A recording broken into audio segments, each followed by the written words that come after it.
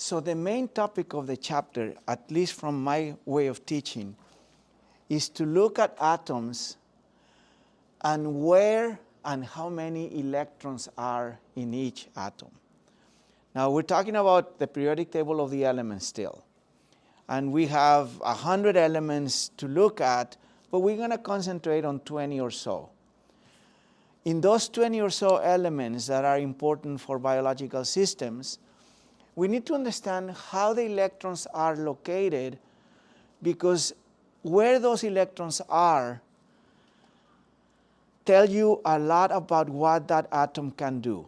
Let's say that we're talking about carbon. We're going to find out that carbon has 4 electrons that are important. The others don't count.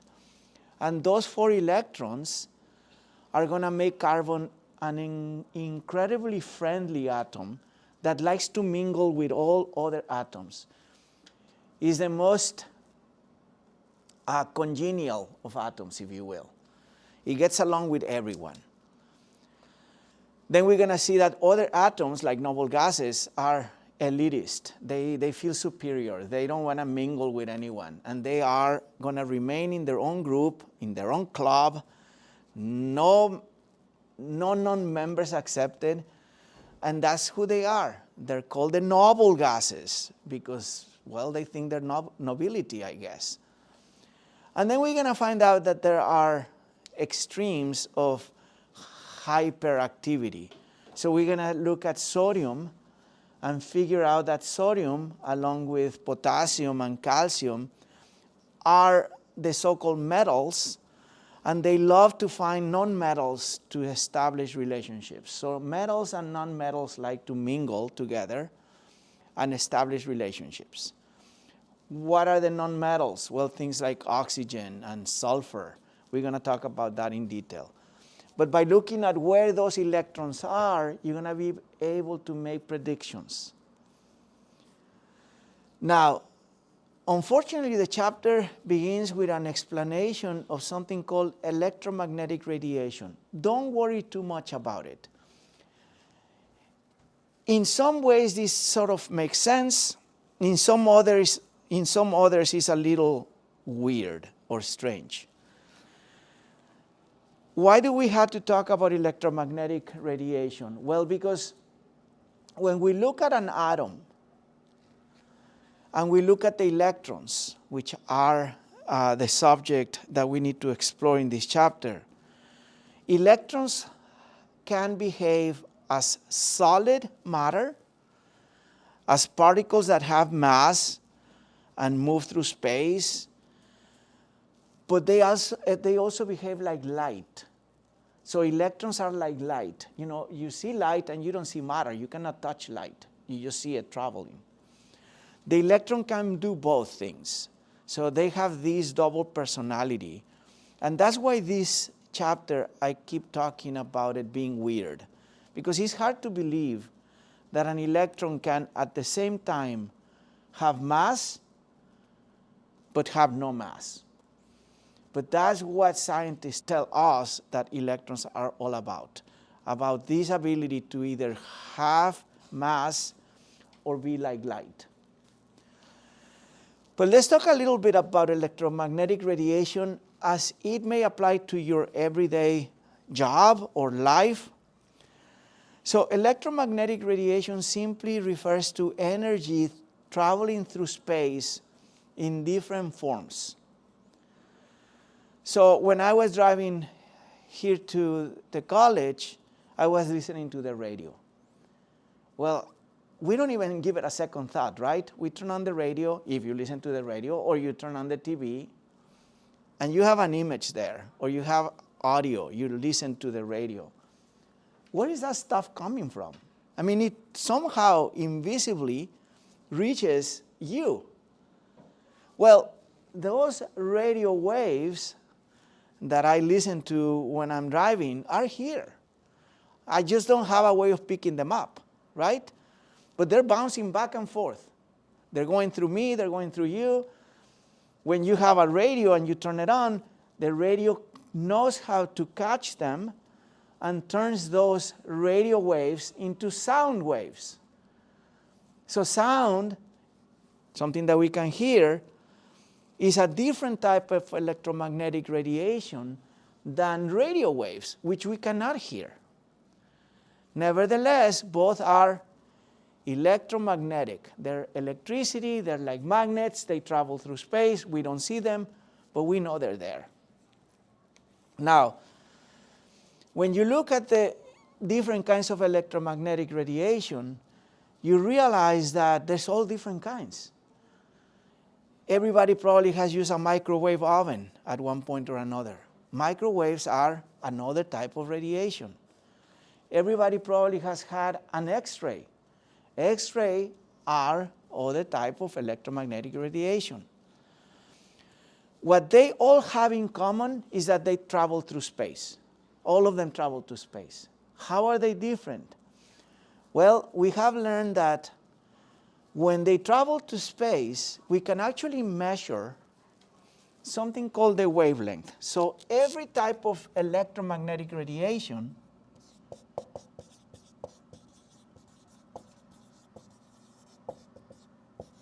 has two properties. It has something called a wavelength,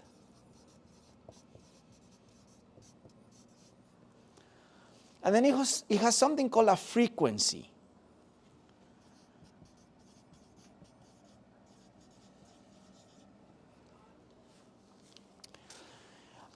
In my opinion, wavelength is easier to understand because you look at the ocean and you see waves. And sometimes the waves are big and they come very often. Sometimes the waves are really small and you don't see them very often. So they come, depending on how the ocean is. Frequency is a little bit more difficult to visualize, but it's simply the reciprocal of a wavelength. It's the opposite. I'll show you in an example what I mean by that. Now, every electromagnetic radiation has a different type of wavelength and a different type of frequency. Even white light has a certain wavelength and a certain frequency.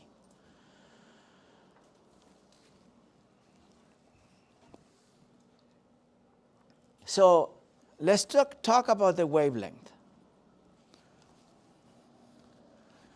The wavelength here is indicated by this Greek letter. Let me put it over here. And it's simply the L in the English alphabet. But that L is called lambda. I don't know how to describe it other than upside down Y, maybe? Yeah, something like that. But it's called lambda. That's the name of the letter.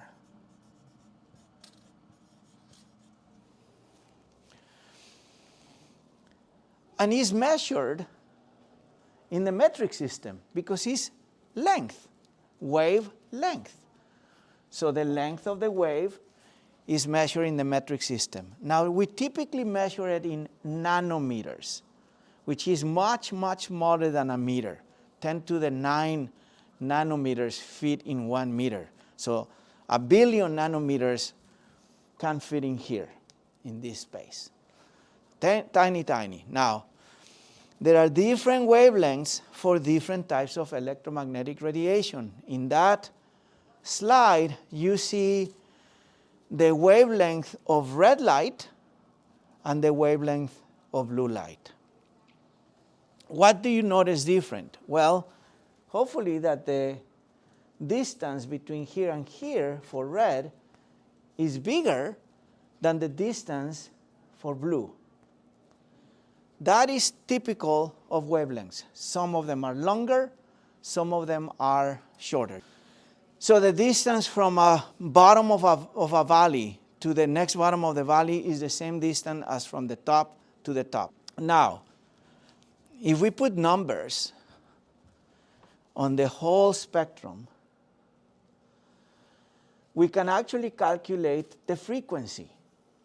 So frequency is written with the symbol nu, which is another Greek letter. I tend to write it a little bit more like a styled V letter. And is the reciprocal of the wavelength. And then there's one equation that relates the two together, and that is c equals lambda times nu. Now, c is the speed of light. When I was a graduate student, I had to work with a type of electromagnetic radiation that could give you cancer if you did not protect yourself properly. If you listen to the radio, if you use your phone to make phone calls, you're exposed to electromagnetic radiation. But it's radiation that doesn't harm you, or at least is not supposed to. That's what we're told. I mean, you know that you're not going to take X-rays. If you're an X-ray technician, if that's what you end up choosing as your career, you are either always going to be leaving the room where the patient is getting an X-ray, or you're going to be wearing some protection in the form of like a lead apron. Because X-rays, which are found over here, have a very short wavelength, which makes them do two things. They penetrate very far, they go through things very far, and they can disrupt things much more than things that have longer wavelengths. So the shorter the wavelength, the more dangerous for you and the more readily they penetrate through spaces, through materials. Now, if we were to take a look at just this area, the visible light part of the spectrum, you can see it here blown up. It goes from the red to what I guess I've been told is called purple or violet. I mean, I do see a gradient of colors here, and I can tell you that, you know, yellow is here and green is here.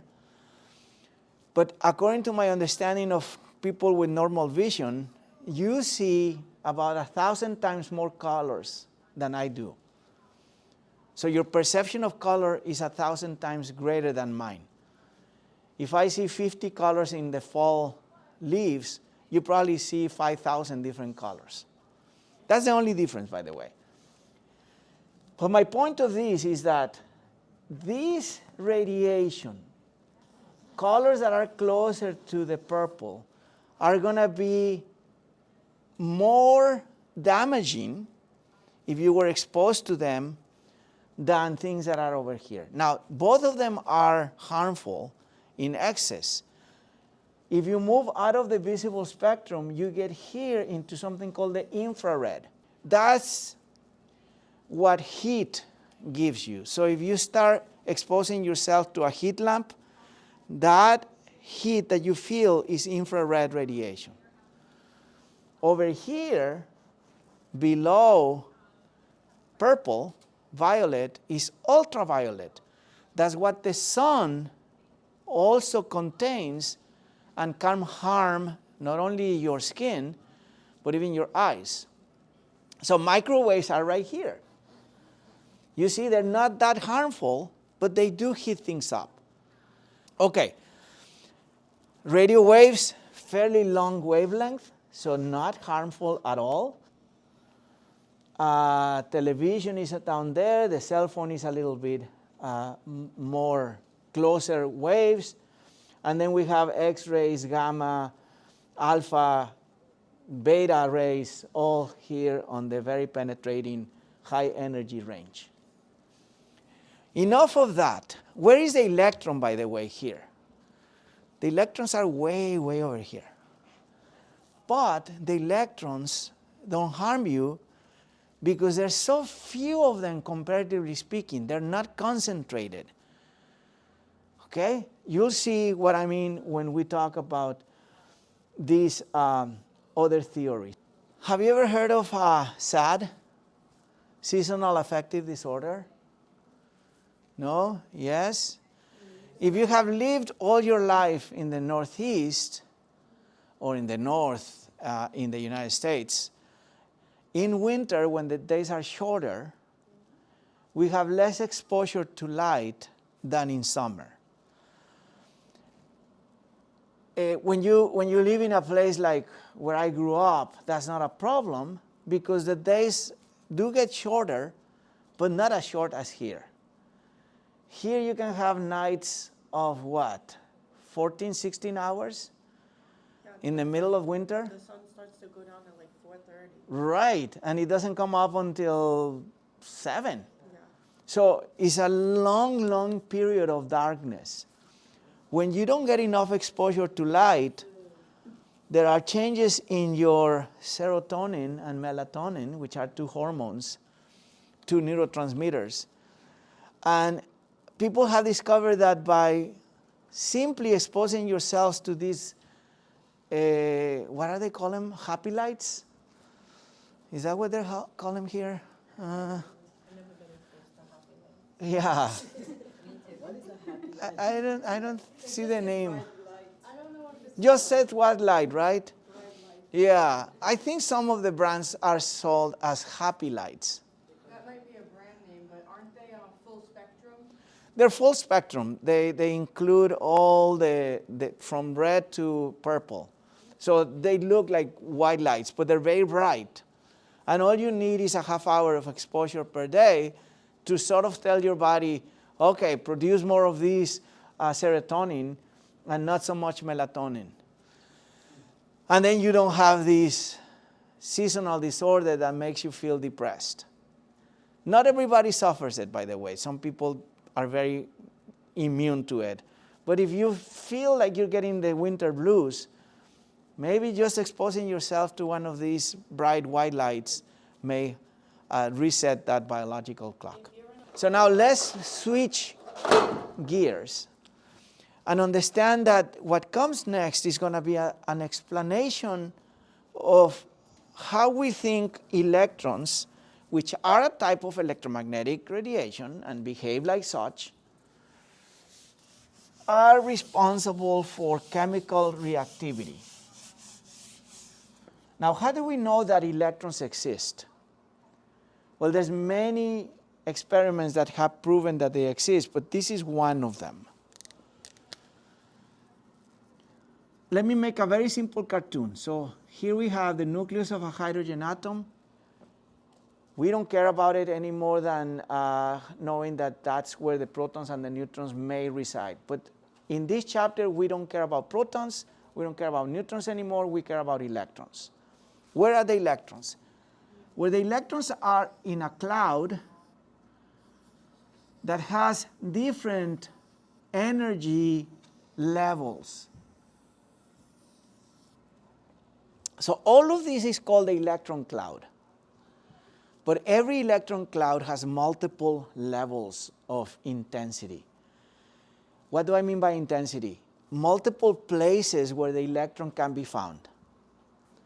Now, hydrogen has only one electron, right? It's atomic number 1. It has 1 proton. It has only 1 electron. Now, that electron spends 99% of its life in this first area, closer to the nucleus. We're going to give it a name eventually, but at this point, we're simply going to call it the closest part of the cloud to the nucleus. So even though there's only 1 electron, there's still multiple. Absolutely. That's an excellent question, Rachel. Every atom has this monster of a cloud where the electron can be found. When you only have 1 electron to deal with, and this is where it gets really wacky in this chapter, scientists tell you that the probability of this electron being in this closer to the nucleus area is very high, 99.9999%. That doesn't mean it's 100%. That means that this electron can be here, or can be in China.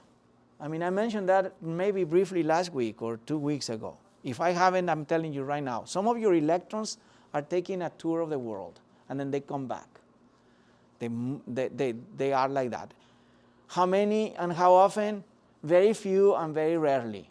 Most of the time, 99.9999% of the time, your electrons are where they belong.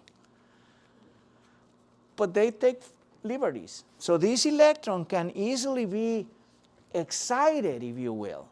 I can actually put energy through this atom of hydrogen and make this guy jump. So when this guy jumps, it jumps in, this is the word I'm going to use, discrete. Which means whole. Steps. In other words, electrons don't take little steps or bigger steps. They only take one type of step. One type of step. One type of step. It's of the same size. Does that make sense? They jump by a certain amount and it's always the same distance. That's what photons were telling us. Photons are packets of energy that contain energy. In fact, your book describes this as a ladder or as a staircase. If I use that analogy, this is the ground level. And then I'm going to put a staircase here. Right? So an electron, if it's on the ground level, cannot be here. It cannot be there. It cannot be there. It can only be here. So it only jumps by a single whole number step. 1, 2, 3. There's no 2.5s, 3.5s, 3.3s. It just jumps from there to there or from there to there. Now, that in this cloud is equivalent from moving from here to here, or from there to there, or from there to there. They're different steps. Now, we're still only talking about one electron, okay? What happens to a hydrogen atom's electron?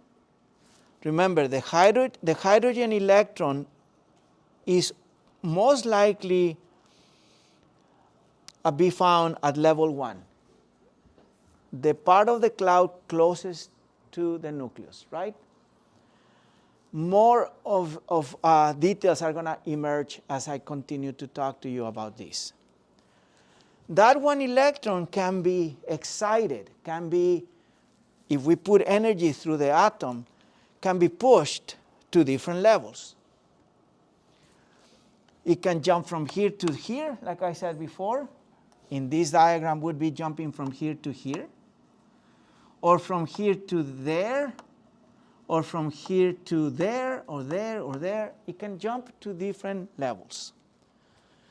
And it does. How do we know? Because there is this thing called the absorption spectra. You see, this is the electromagnetic spectrum of light, from purple to red, okay? You see black bars blocking here. When an electron jumps from here, let's say, to here, a certain amount of light comes off and is of a certain color.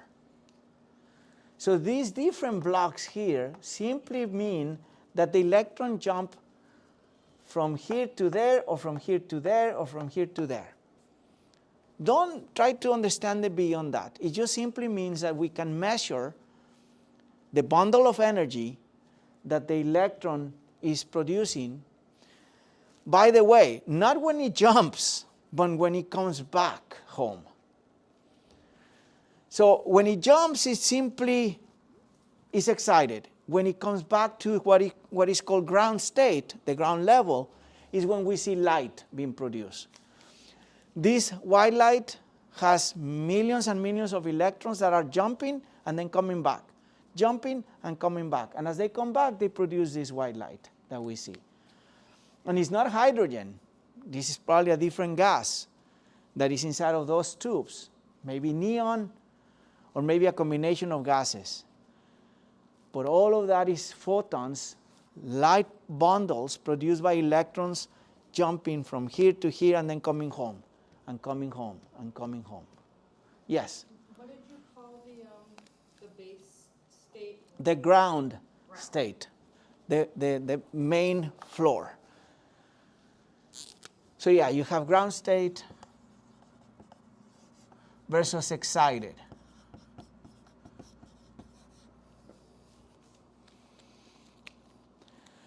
Now, once again, this is not telling us much more than that we know that electrons move and that they go back to the so-called ground state where they live, where they prefer to be 99.99% of the time.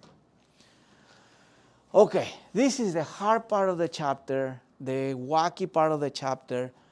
What comes next is still a little difficult to process at first, but there's a pattern, there's a logic to it. So I think you're going to be happy that we are leaving this wacky idea behind.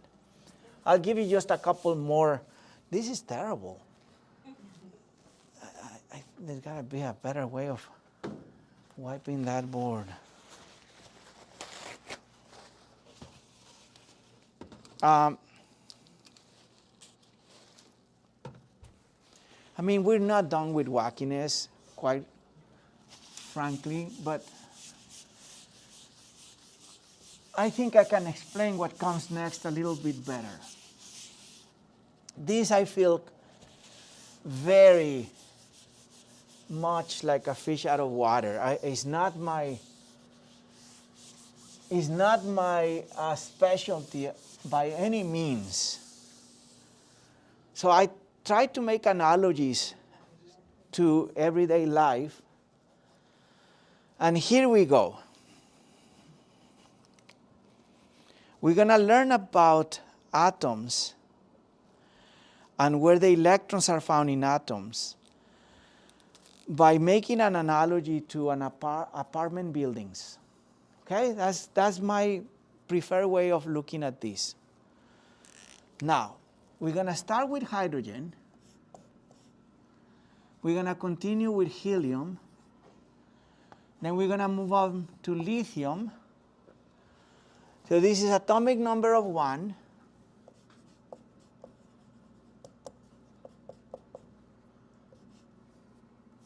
Atomic number of 2. And atomic number of 3. Now that means number of electrons is equal to 1, 2, and 3. Every atom has different floors. So you're going to think of an atom as an apartment building. And I'm going to start building it over here. So here is the ground floor. And this is a very strange apartment building. The very first floor has an apartment. Okay? So this is the first floor.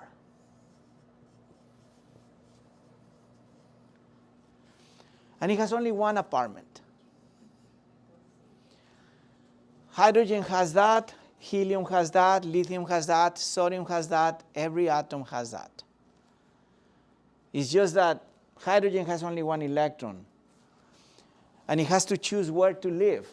So I'll tell you about some of the rules. Now, the second floor has 4 apartments.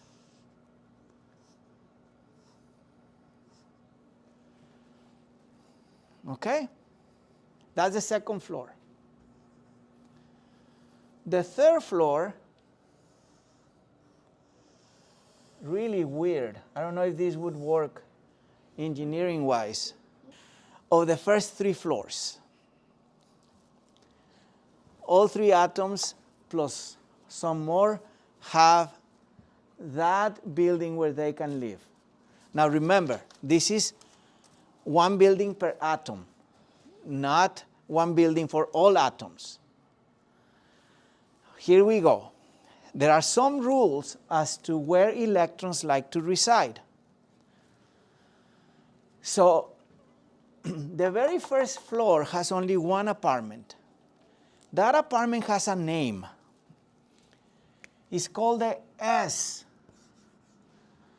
type of apartment. And I'll tell you more about it in a second. The second floor still has one apartment that we're going to call S, but it has three apartments that we're going to call P. It's a type of apartment. I don't know, 1 bedroom, 2 bedrooms, whatever. Studio and 1 bedroom, or luxury and simple. The analogy begins to break apart because this is really weird, but just trust me. So the second floor has 1 S apartment, and it has 3 P apartments. Okay? The third floor has 1 S apartment, 3 P apartments, and it has 5 V apartments. So let me put labels here. So this is S, this is S, P, P, and P. This is S, P, P, P, and then D, D, D, D, and D. 5 Ds. Okay? You still with me? Now, I believe my mistake here is that I put 14 of the next apartment type, and there's only 7, not 14. My mistake. The next apartment type, and that's the last one you need to know about, is called F. Okay? And I believe there are 7 of them, but I'm not going to put them there. We're not going to need them. So, there are only 1 S, there are 3 Ps, there are 5 Ds, and there are 7 Fs. So the very first rule is all electrons want to be on the lowest possible floor, closer to ground level, if at all possible. But as you can imagine, that's not possible. Why? Because here comes the second rule. Every apartment has only room for 2 electrons. You cannot put more than 2 electrons per room. So only 2 electrons can live here. 2, 2, 2, 2, 2 everywhere. All right? No more than 2 per apartment. There's another rule. If you have like 20 electrons, you have to start putting electrons on the lowest floor first before you can put them on the second floor. So if you have 20 electrons, the very first 2 electrons go to the first floor. Then the next 8 electrons go to the second floor. But then there's another rule. Before you actually put electrons in pairs in every room, you need to put 1 electron in every room of the same type. I'll give you an example very soon. And that rule is important.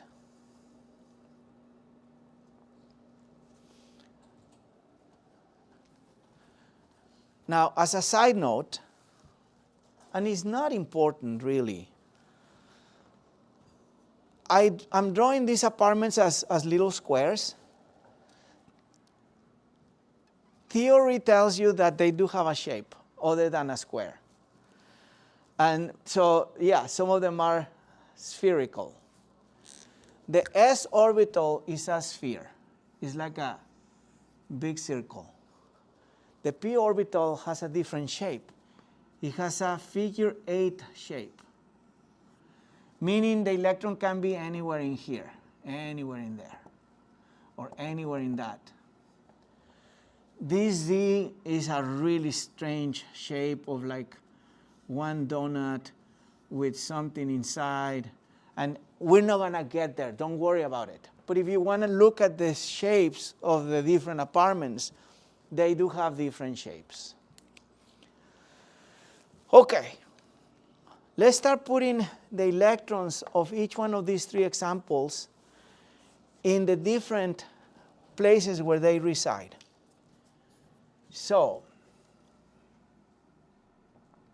I'm going to erase this because we don't need it. I'm just going to put here something that we're going to call the electron configuration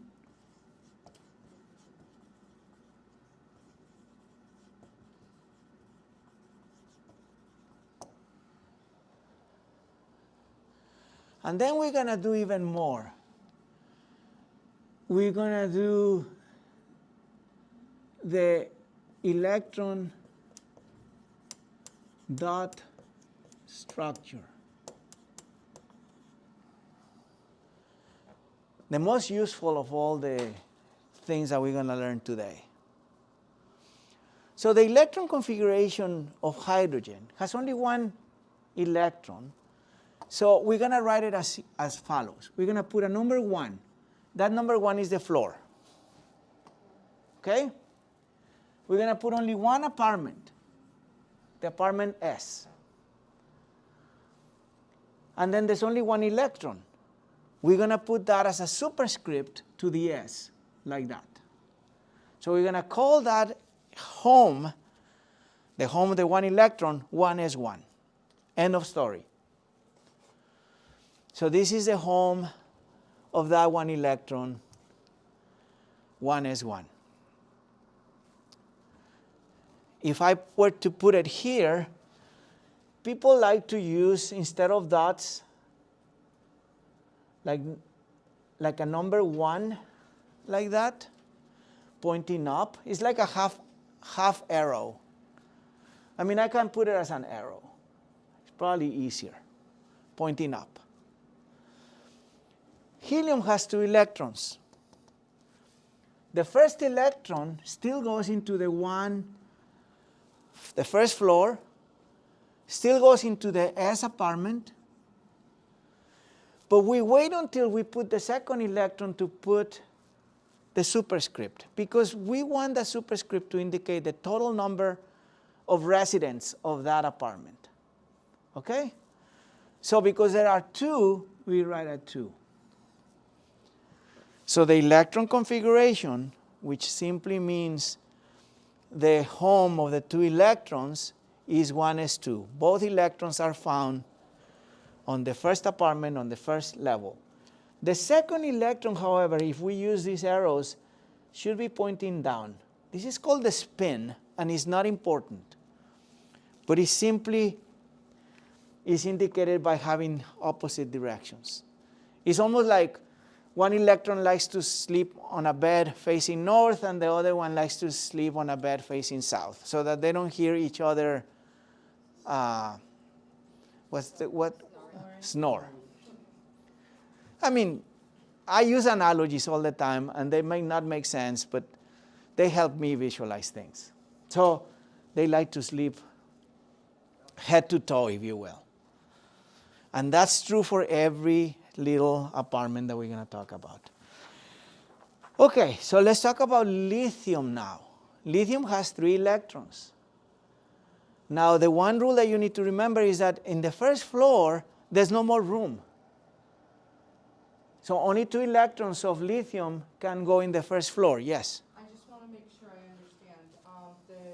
What's the second element? Helium? The second element is helium, yes. So the 1s2, one is pointing up and one is pointing down. Correct. But on the H, one is just pointing up. Correct. Okay. I just wanted to make sure I understood the direction. Yes. Thank you. So with the third one, Uh-huh. I know that it can't all fit on the first because you Correct. Can't but you can't split them. You can't put 2 in one and 1 in a Yes, you different can. That's what we're going to do. one? Okay. So we're going to put the 3 electrons in lithium as follows. The first 2, just like in helium, go to the first floor, go to the S apartment, which can fit 2.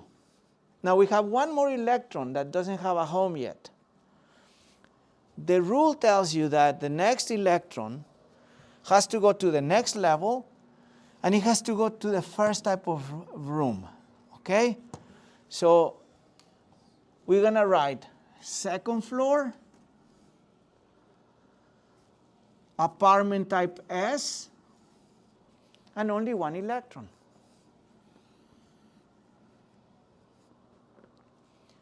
Now you begin to see a pattern emerging. So let's keep going, because it's important that we go through a whole series to understand what's going on. So number 4. Number 4 on the periodic table, I have it as Be, which stands for beryllium, but it doesn't matter. 4 electrons. And again, the first 2 electrons go into the first floor, apartment S. The next 2, there's still room in here for one more electron, so it's going to go there, just like that. Okay?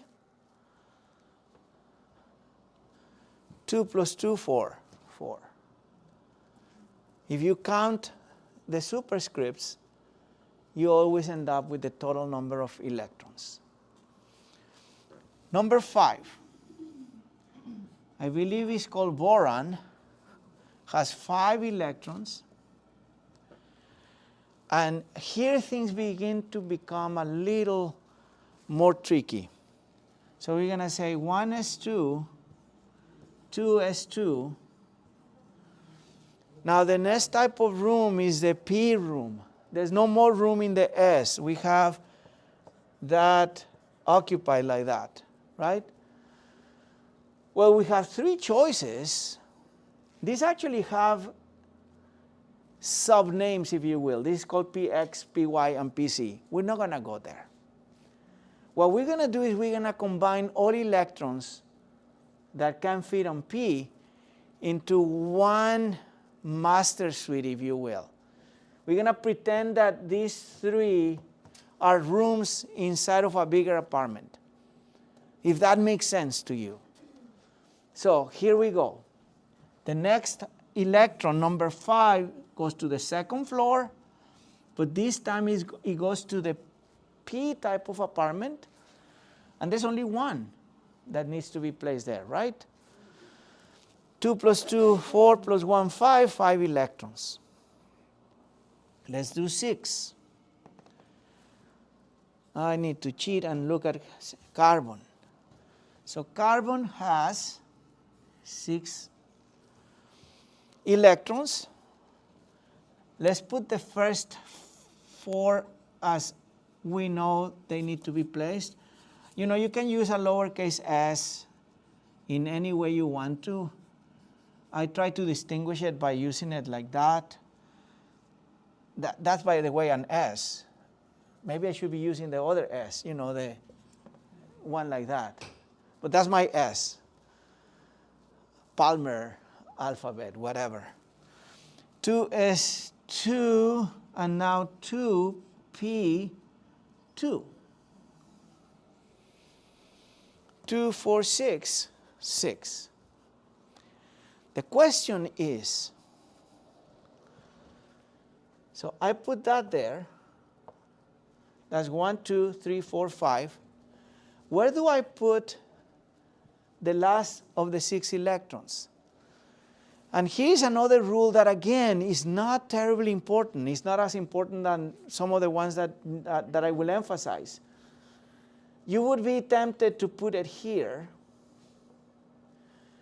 but the rule says, you know,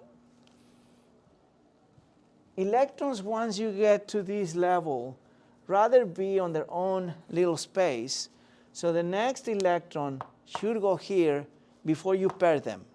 Before you put 2 to a room, you want to spread them as much as possible into individual rooms. It's just the way it's preferred. It's not going to affect reactivity as by this course.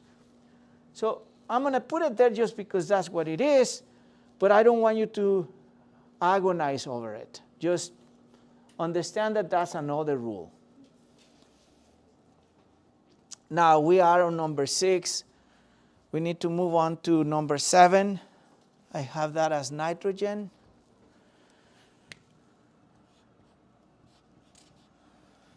Seven electrons. 1s2, 2s2. And now here, what we're going to do is, we know there are 3 p rooms, right? We're just going to combine them all into one big suite and keep adding. So instead of distinguishing and putting 2p2x, 2p2y, we're just going to say 2p3. So that basically should remind you that the p type of rooms can accommodate up to 6 electrons. 2 plus 2 plus 2, 6. So this is not going to be full until we get to 6.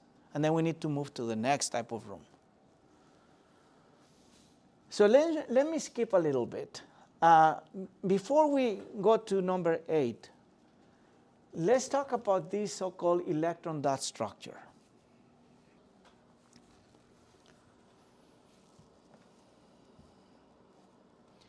And let me use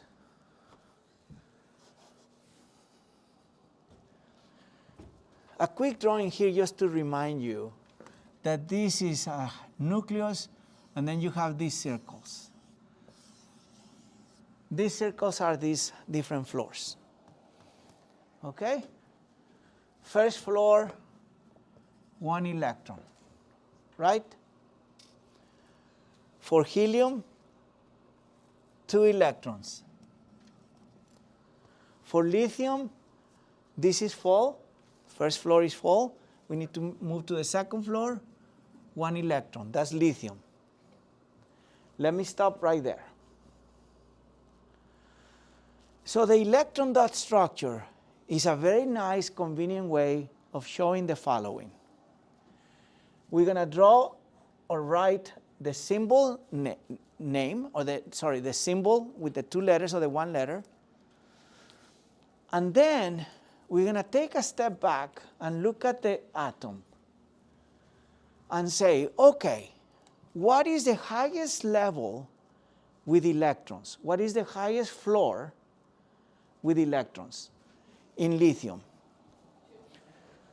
It's the second floor, right? So let me erase these guys and put lithium back in here.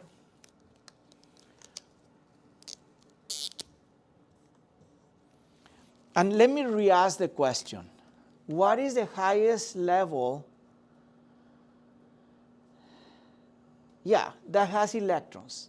I think it's as simple as that. It's not more complicated than that. Well, the highest level in the case of lithium is the second level, right? Yeah. Not the first level, because the first level doesn't count. We need to go to the highest level with electrons. The third level doesn't have any electrons, so it doesn't count. So it's the second level.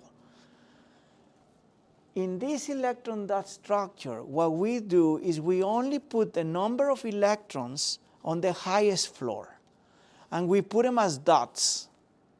So the highest floor of lithium has 1 electron, and we're going to put that, let me put them in red, in a different color, as a little single dot. This is not telling you anything about the other electrons, only about the electrons on the highest floor occupied. So how do you know which floor you're talking about when you do that? Because you need to look at the electronic configuration. But when you look at just the Li with the dot, Right. how do you know that that's talking about The second level? floor? Okay. I'll show you in a few minutes a very easy way of telling that. Okay. For now, just trust me that you are dealing with putting electrons on the only for the highest level, yes. So that one dot means 1 electron on the second floor. That's correct. That means that lithium has only 1 electron on the highest floor with electrons, which in this case happens to be the second floor. Let's skip to carbon, okay? And put the symbol here. So the electron dot structure for carbon is going to be a C. And then we need to see, okay, what is the highest floor with electrons? The second floor.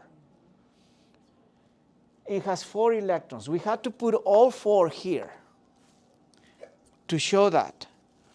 And we're going to do it as follows. We're going to go 1 electron on the top, 1 electron on the right, 1 electron on the bottom, and 1 electron on the left. Every atom has 4 places where you put electrons on this type of symbol. For nitrogen, how many electrons are in the highest floor? 2 plus 3, 5. So for nitrogen, we're going to write nitrogen and then 5 electrons. And again, you start 1, 2, 3, 4, and now you put pairs. It doesn't matter where you put it. I'm just going to put it right here. 1, 2, 3, 4, 5 dots.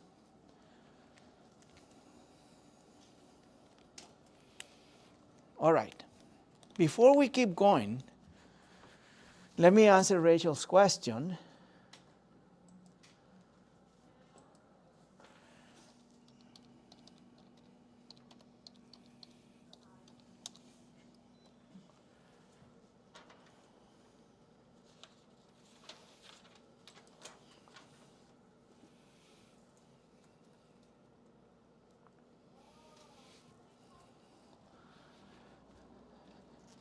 So your question was, how do we know what level is the one that contains those higher, those electrons?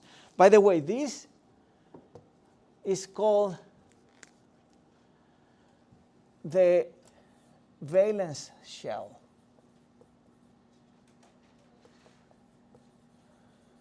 Unfortunately, because these floors are also called shells. So this number, first floor, first shell. Second floor, second shell.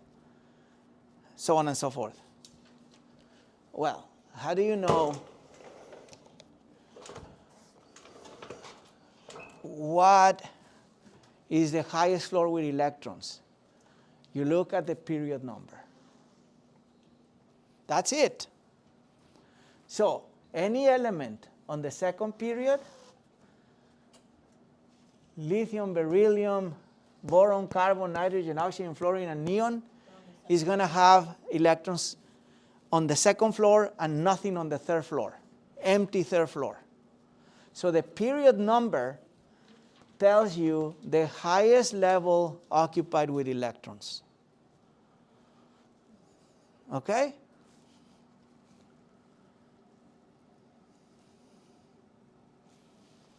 So if you want to know how to draw the electron dot structure of sodium, well, let's do it on the board. Now we're dealing with 11 electrons, okay?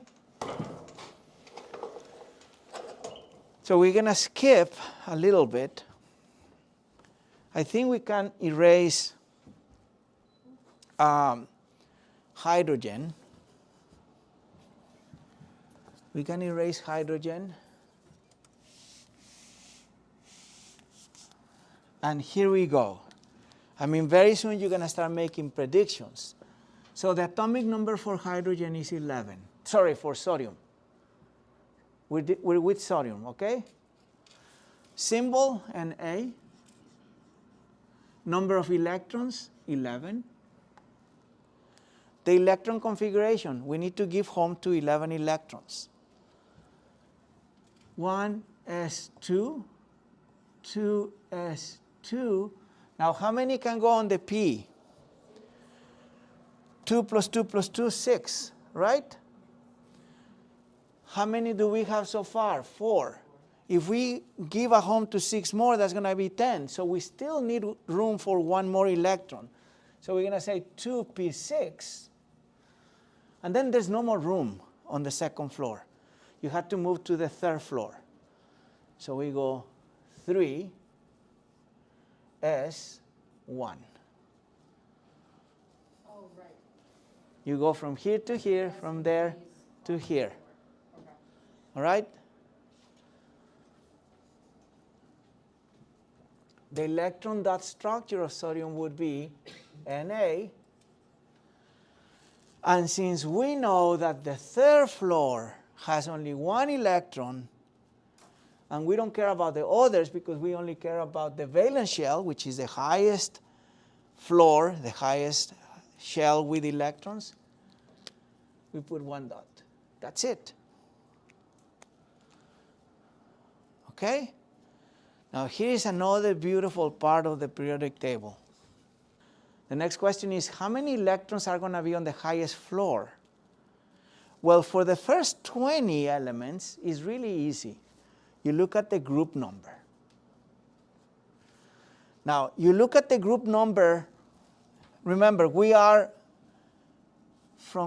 looking from here to here. After that, it gets a little bit more complicated because we get to this short part of the table.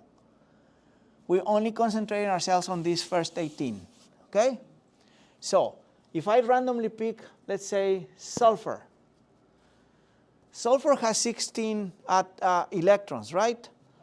Well, before we give sulfur the 16 homes, or we place the 16 electrons in a home, we're going to look at the group number, only the second digit, not the first digit. So this is group 16, right? Ignore the 1 and just look at the 6. That means that sulfur has to have 6 electrons on the highest floor. 1, 2, 3, 4, 5, 6. That's my prediction based on what I'm telling you. If you look at the group number and ignore the first digit, that 6 tells me that sulfur on the highest floor is going to have 6 electrons. Let's see if it is true.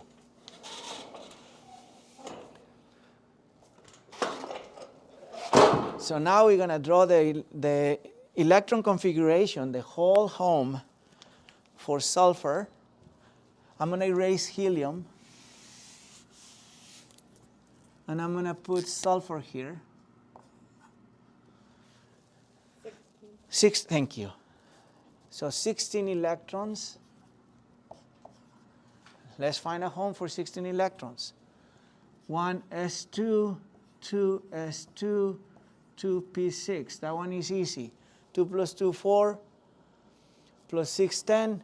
We need home for 6 more. We need to move to a third floor. Now we go through the 3s2.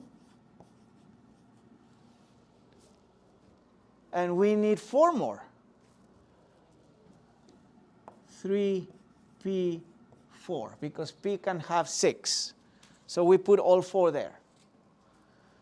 We count 2 plus 2, 4, plus 6, 10, 12, 16. We have every electron with a home. Highest floor, the third floor, period 3. If I were to pull down that again, you'll see that sulfur is in period 3. How many electrons on the highest floor? On the valence shell? 2 plus 4, 6. That's what I put there predictively, and that's correct. Okay? Now, here comes a little bit of a curve.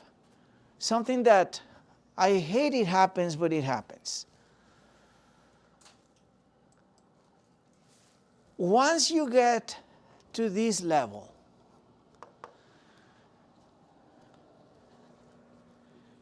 and you fill P, so you have 3p6, whatever that element may be. Logic will tell you that you go to 3D, right? 3D. So, right, we're still on the third floor.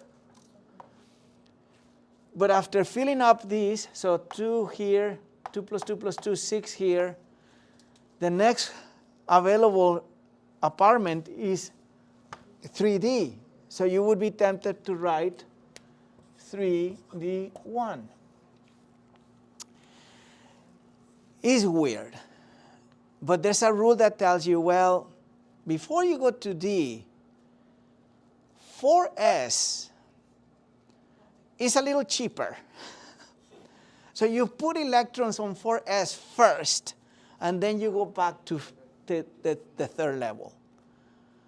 That's just something that you're going to have to use the internet to help you with. Let me show you a drawing. So, very simple. Yes, Amanda? How many times do you go to the fourth floor before you go back to D? Only 2, but I'll show you. Yes, just the S. But don't worry, there's a guide. Okay. I'm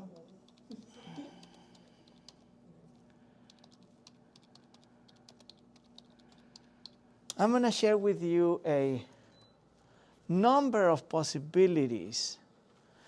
And this has actually a German name. It's called the Aufbau principle. I'm waiting for this to populate. And you don't have to sweat it, you don't have to memorize it, you just have to look it up. Have this form next to you, and this tells you the order. We don't need to understand why.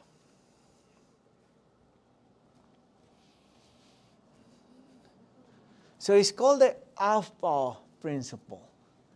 And the order in which you put electrons goes, as we already know, 1s, 2s, 2p, 3s, 3p. Everything looked fine, right?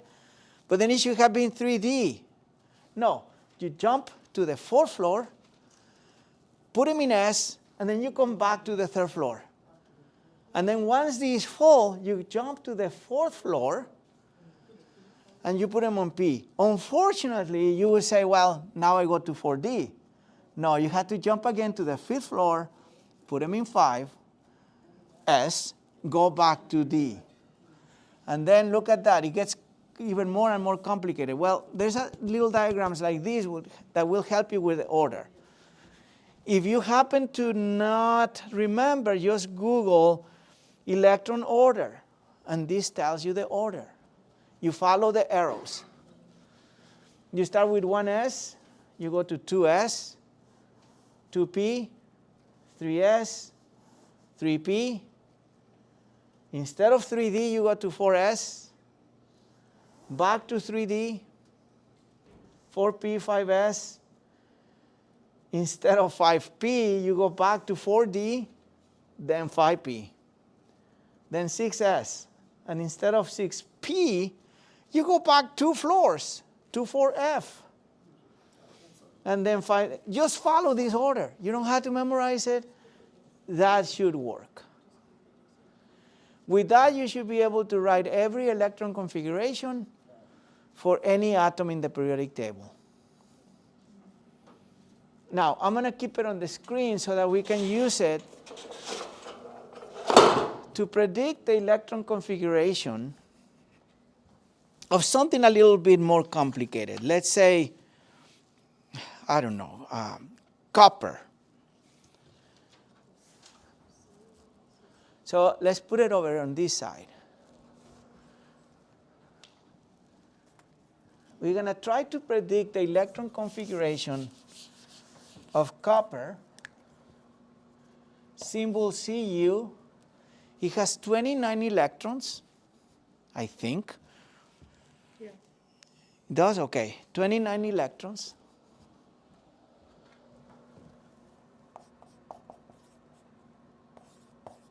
So let's start writing it down. We're going to follow this diagram.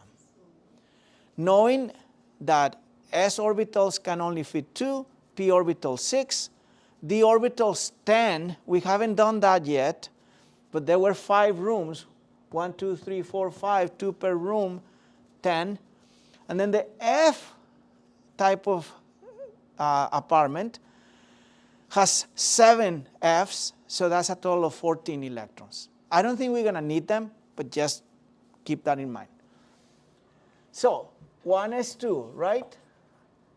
2s2, 2p6, 3s2. I better check. After 3s, I go to 3p, right? I'm following this. 3p6.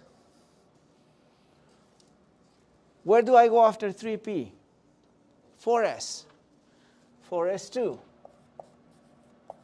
Where do I go after 4s? I go to 3d. Now I'm going to stop here because I may have now enough spaces. So I need to do the following. I need to count how many I have so far and then decide how many more I need. So 2 plus 2, 4 plus 6, 10, 12, 18, 20 electrons. I need 9 more, and I can fit 10 in D. So I don't need more. This is the last floor with the last apartment type. You just put 9, correct. And that is the electron configuration of copper. Okay? Now, the highest level, so if I go back to the periodic table, This was with 7. Oh, no. So the 4 counts as the highest level on right, even though you don't fill it out first, the 4 counts as the highest level, so period 4, there is copper. So the highest level is still 4. This is a lower level. That 4 is an S, correct? 4s, yes, Okay. 4s2. And again, we were just following that diagram. Right. I would not know how to do it without a diagram. I have never in my life tried to memorize these crazy off-ball principle, so I just always look it up. And that's that. Now, here's where things get a little bit more interesting. More interesting, yeah. Let me turn this off. Well, they get interesting, not difficult.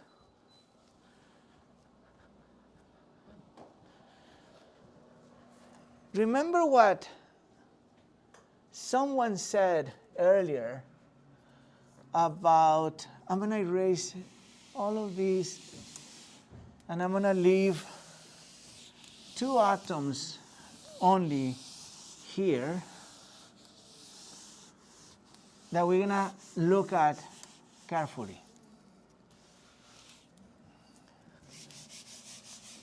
Okay. So I'm going to leave sodium there.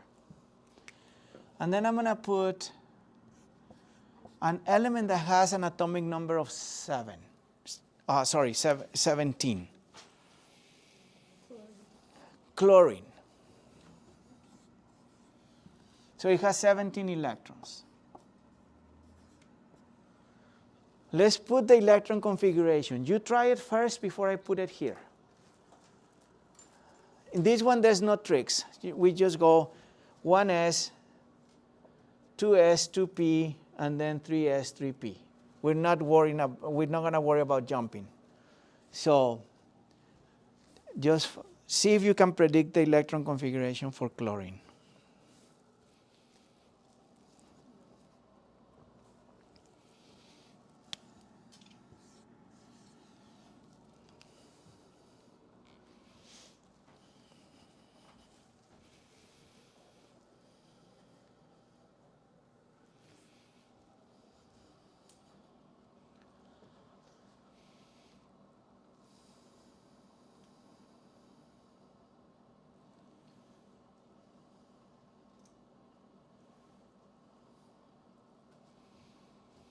So here is my prediction, which I hope it matches yours.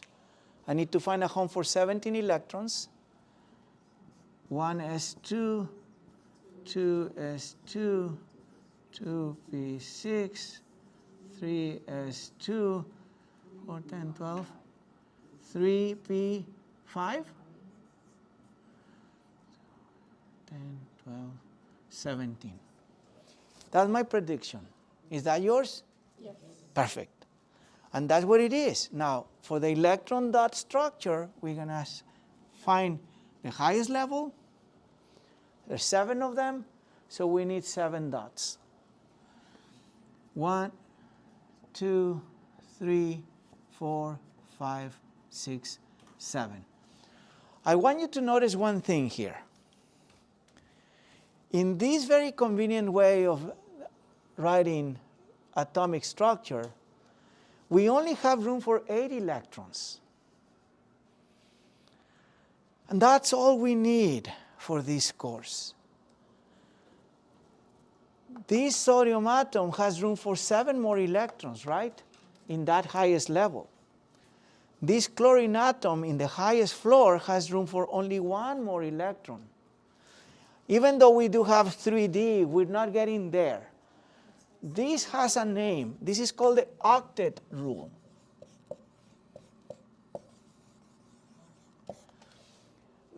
Octet comes from the word 8. In Spanish is ocho. In Portuguese maybe something similar. Okay? So octet means 8, which means that atoms have room in the highest floor for up to 8 electrons, even though that is not entirely true, because you can see here that the T are involved. This is very useful for reactivity predictions. Now let's see what that means. I'm going to put two more elements here. The first one that I'm going to put is neon. So I'm going to put neon here. And then I'm going to put argon.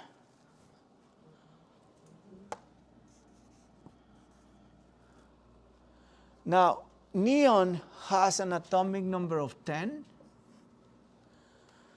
and argon has an atomic number of 18. So 18 electrons, 18 the atomic number. 10 atomic number, 10 electrons.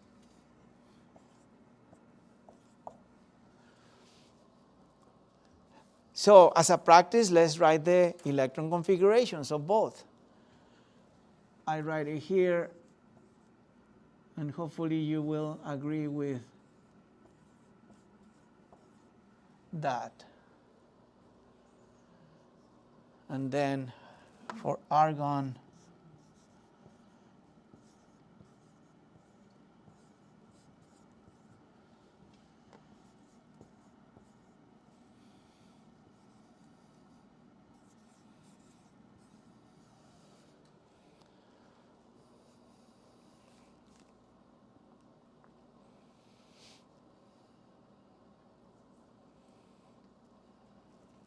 okay? Hopefully you agree with me. Electron dot structures. For neon, highest level, second level. How many electrons? 8. So 8 dots. 1, 2, 3, 4, 5, 6, 7, 8.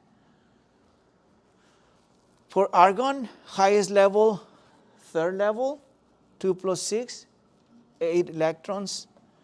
Argon, 1, 2, 3, 4, 5, 6, 7, 8. So the octet rule tells you the following. When an atom has 8 electrons at the highest level of its electron population, that atom is extremely stable. It doesn't like to mingle with any other atoms in the universe. So neon has 8, meaning it has an octet, is super happy like that. It doesn't interact with anyone. We call that an inert element. It's also called a noble. So inert means it doesn't react with anything. And it doesn't react with anything because he's super happy with his 8 electrons. All the floor is occupied. Everybody lives happy, and that's that. This. How we gonna have so that's how the sodium's gonna add to the Let's take a look. Let's take a look. Exactly, that's where we're heading. So, argon, same thing. Now let's take a look at sodium first. And sodium is not a very happy element. It's actually very, very reactive. It wants to interact with other elements. And that is because it doesn't have an octet. It wants to have an octet. It wants to have 8 electrons in the highest floor. It has only one. There are 2 ways in which sodium can achieve nirvana, if you will, achieve happiness. That is by picking up 7 electrons, because if you add 7 electrons to sodium, it's going to have 8. Or, and this is a lot easier, getting rid of that one. Just basically getting rid of that freaking, electron. And look what happens if I cover that. On the highest floor, you have 2 plus 6, 8, which is an octet. Sodium is still sodium because it has 11 protons. But now sodium shedded or gave away that electron, and it has an octet on the highest floor with electrons. Now the problem is the following. So here we have, we're going to put it right here below. Sodium, but in this case, this sodium is going to have 10 electrons. We're going to get rid of 1 electron. It still has 11 protons. Atomic number still 11. The electron configuration, as we saw, is going to be 1s2, 2s2, 2p6. There's nothing on 3s. Okay? So Now it's positively charged. that's where we're heading.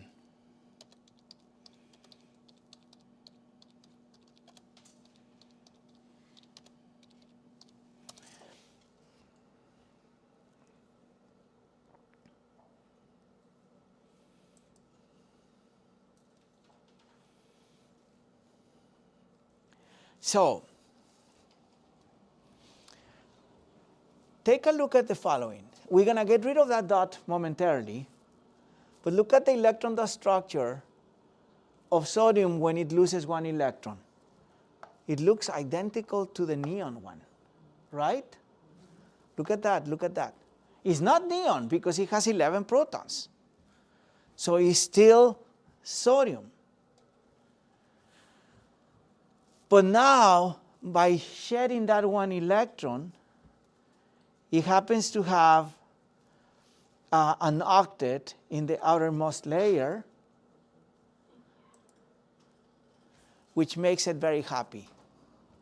Now, how do we draw this is coming up next. But what somebody was saying, I forgot who, is that this sodium now has a charge of +1 because it has 11 protons and only 10 electrons. Remember, electrons are negative, protons are positive.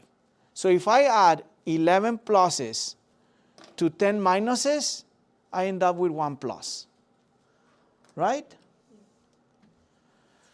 So, how do we draw the electron dot structure of sodium with one less electron? Very simple.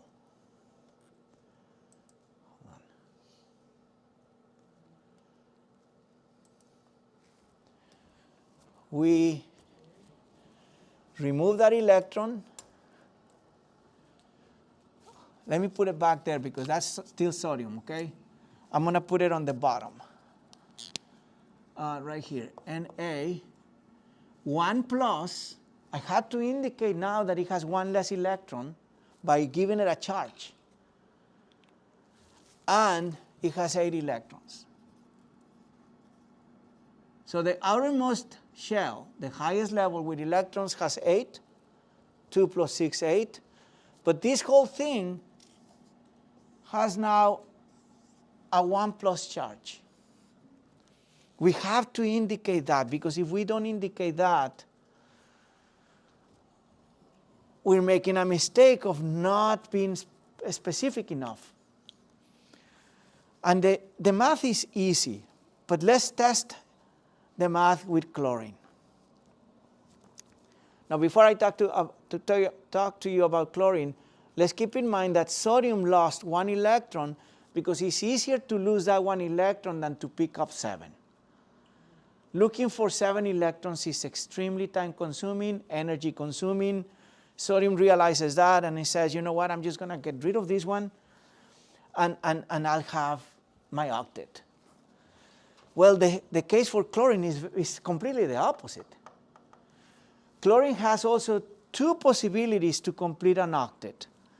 It can either pick up an electron, 1 electron will give it 8, or lose 7. Chlorine is not going to want to lose 7 electrons.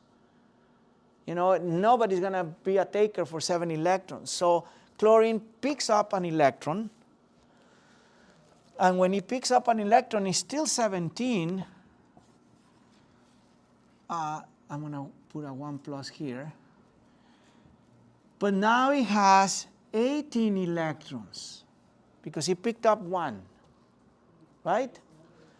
The electron configuration is going to be 1s2, 2s, 2p6, 3s2, 3p6. We added 1 electron.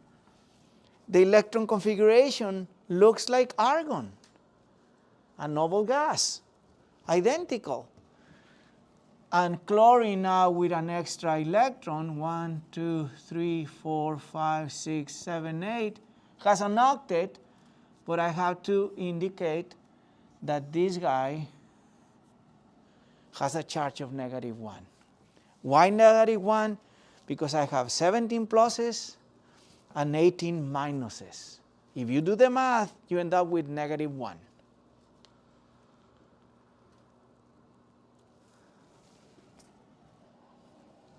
It turns out that this is exactly what happens in nature.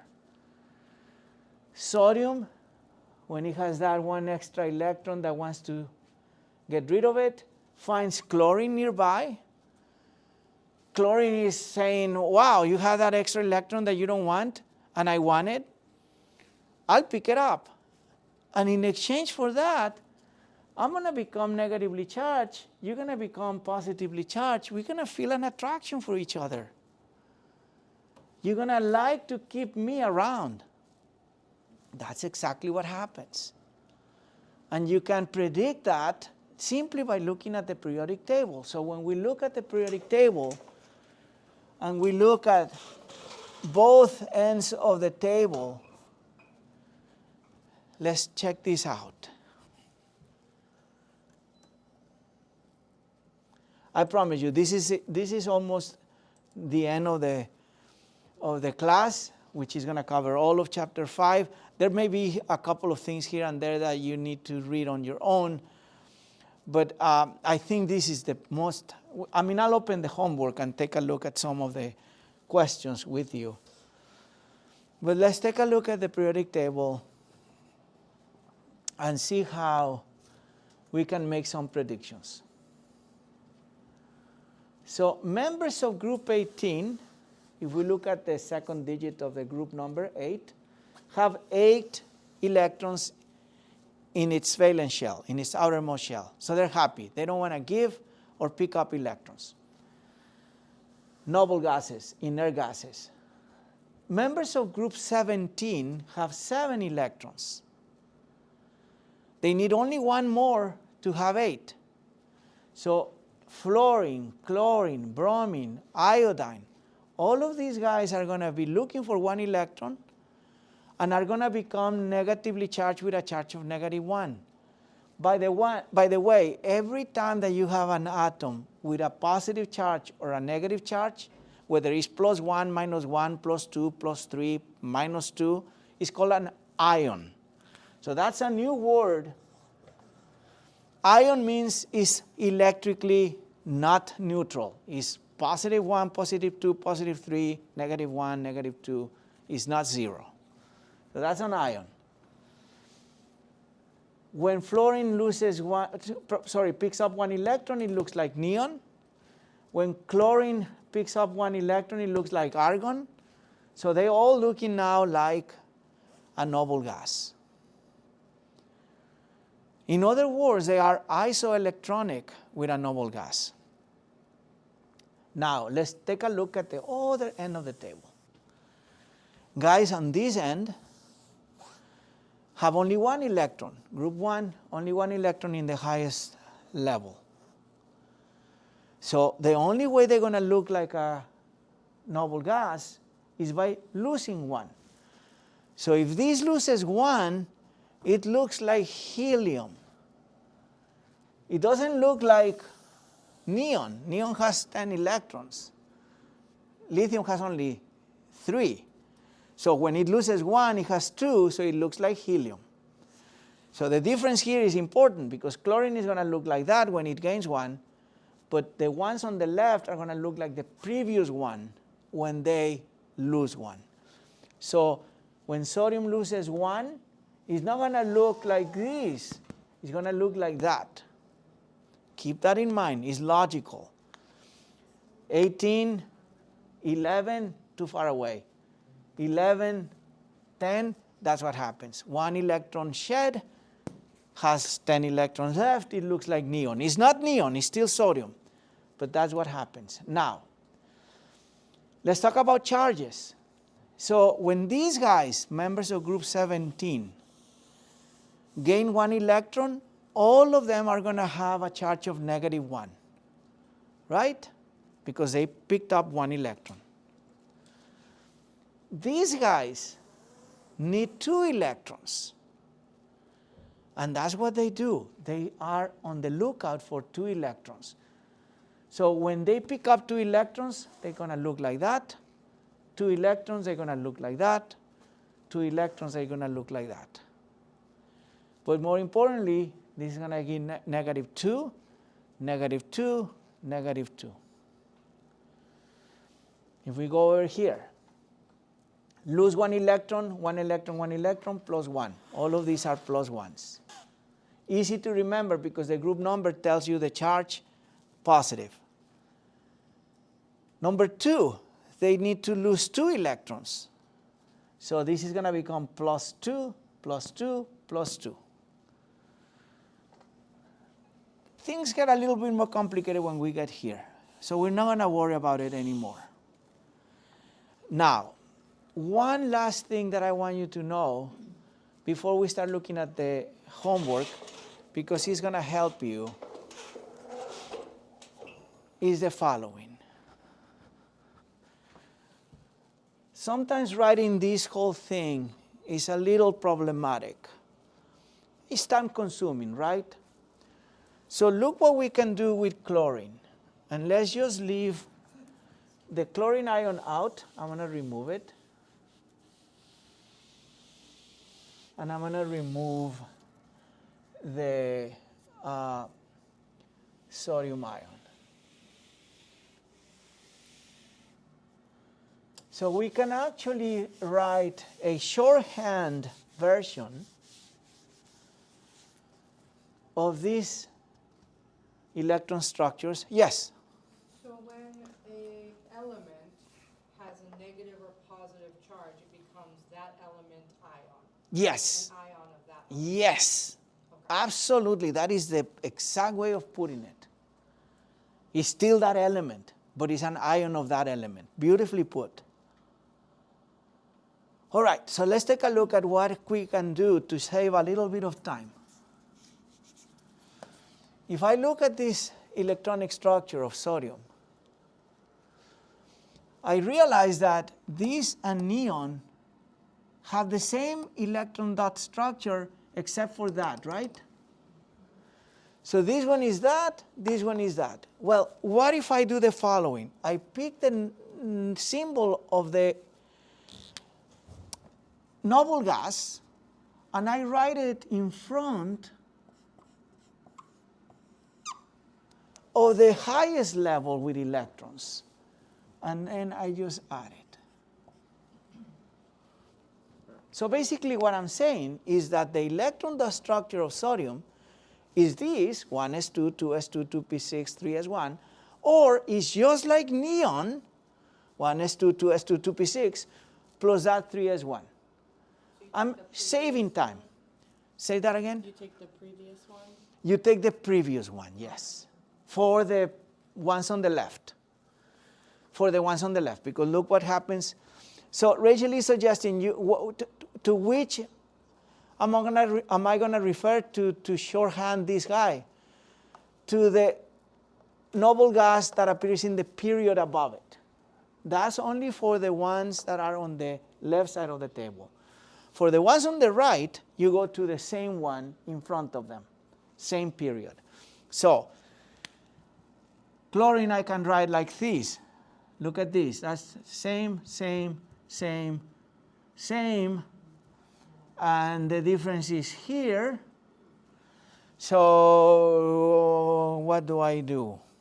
I need to go to chlorine.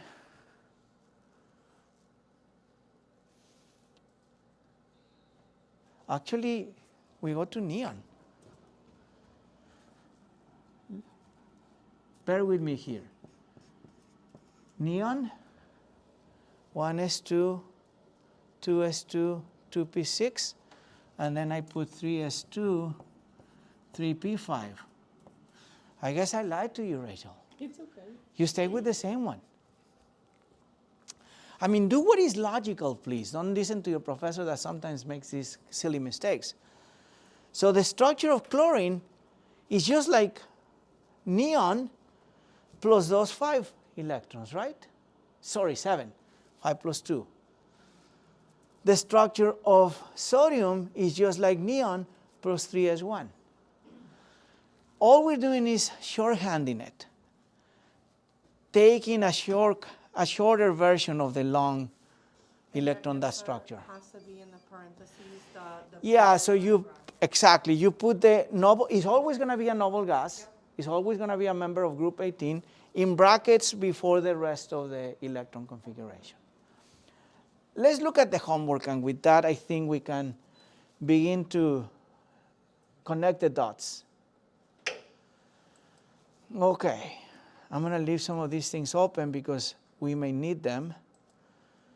If you guys need to take a break or leave, please don't hesitate to do so, okay? This is a marathon.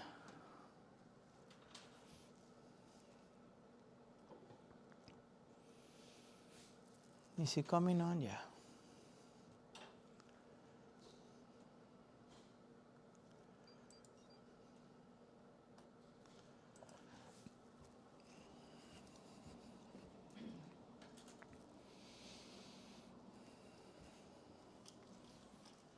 Let me see if we can keep the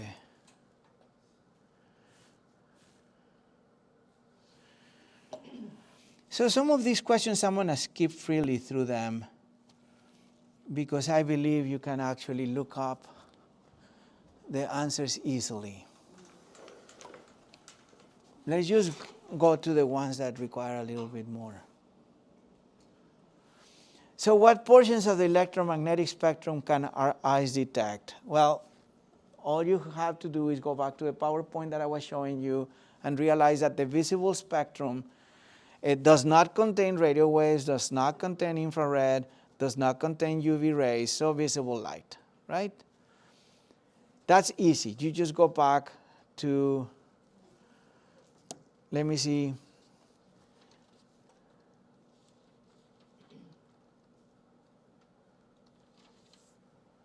to that image. And you see visible light. The other choices are here, here, there. They don't match. So, okay, let me go to something a little bit more challenging. There are 19 questions in this homework. Okay, so, there is a formula there that I said it wasn't going to be important, but it's on the PowerPoint presentation, okay? And it's simply a matter of looking it up and copying it. So how are the wavelength and the frequency of light related? And then note that the c is a speed of light. Well, we go back over here, and there is the equation. C equals lambda times nu. So if we go back to the question,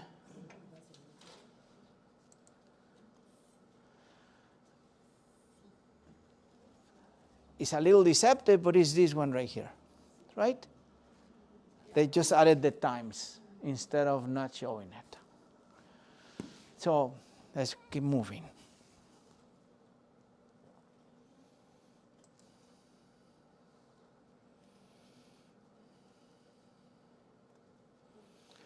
So to answer questions like this, higher frequency or higher energy, you go back to the drawings. Okay? And that's easy. You know, if nothing else, some of these questions give you some interesting information, like I didn't know that you could use UVB to treat psoriasis. No idea. And this question is teaching me that. Okay, let's move on. Same thing, you look at the diagram. Which of the following type of electromagnetic radiation has the longest wavelengths? You just look at, let's take a look.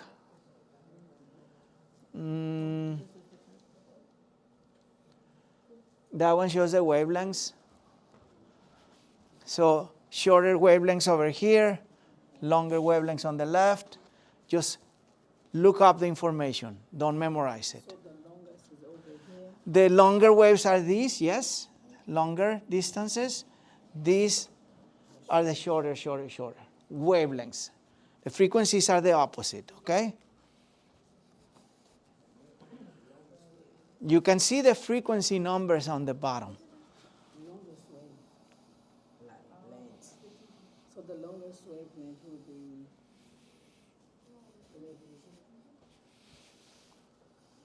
Okay?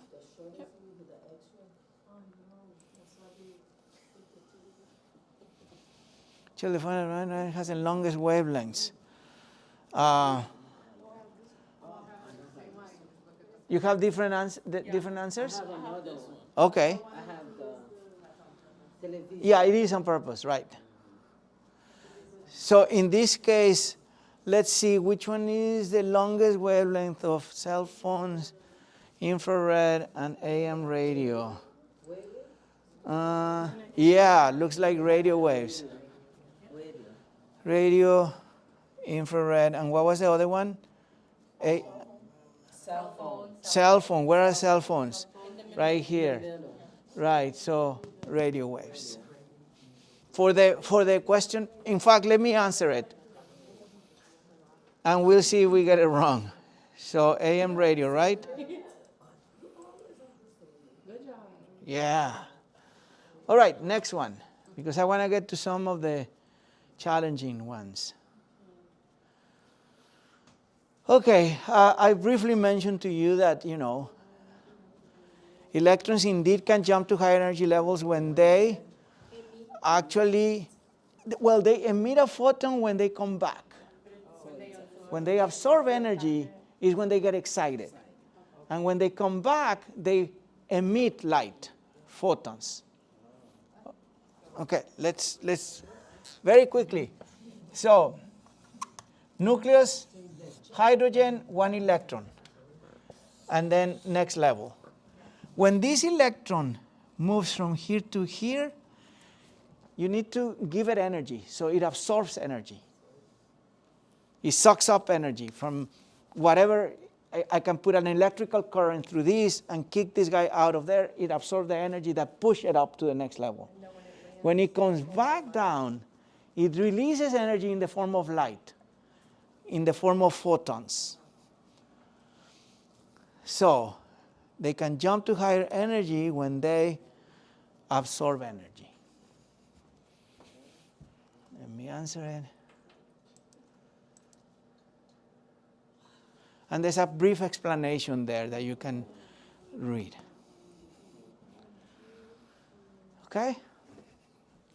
These guys are emitting energy, light, but why? Because I am exciting them. If I turn off the switch, there's no more energy pushing them. That's where that energy. But so we're seeing in action something working super fast. Electrons jumping up and down, up and down.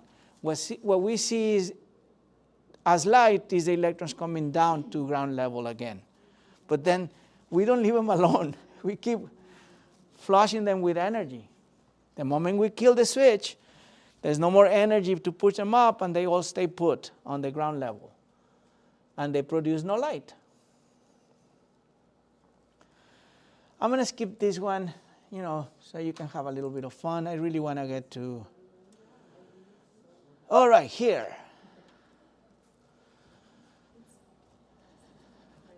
Match each of the following with corresponding statements. So, 2s and 3s orbitals. Remember, this is what I call apartments. They have the same shape. Remember that the S has this spherical shape. So if they have the same name, they have the same shape. All right? S has the same shape as S. The maximum number of electrons is the same. Yes, that is true too. They are in the same energy level. That's not true. Energy level is given by the floor. So the second floor has different energy level than the third floor. So top two answers are what we're going to ask. Answer. My only question where I'm a little bit confused is Uh-huh. the second one. The maximum number of electrons is the same. Right. How do you know that? Because every orbital, S and S, has a maximum space for 2. P and P, a maximum of 6, regardless of the level. Okay. And D, 10, 10, 10, F, 14, 14, and 14. So it doesn't matter that they're on different floors? No, but they do have different energy. Okay. The space is still the same, yes. So if that had like P or D involved, they would not be the same. Correct. So let's reword this. If this question was 2s and 3p orbitals, 2s and 3p, have the same shape? No. The maximum number of electrons is the same? No. They are in the same energy level? No. However, if I were to say 2s and 2p, 2s and 2p, right? Then no, no, and yes, same level. 2. Okay, so the shapes are, there's 4 shapes. Circle, figure 8, kind of a double donut like that, weird. So this is S, this is P, this is D, and F has a different shape. In other words, easy answer to your question. The different letters have different shapes.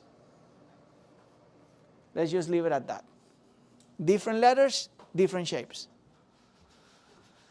I actually, I probably should show you the shape of the D, because I'm really not drawing it well. So those are D orbitals.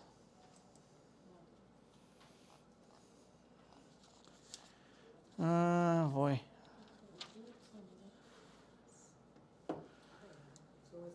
Yeah, so those are the D orbitals. It doesn't matter. I don't even know if anybody has attempted to draw the F orbitals. Those are really like composite of others. Let me see. Oh my God, I don't want to. F orbital shape. Oh, okay. There they are.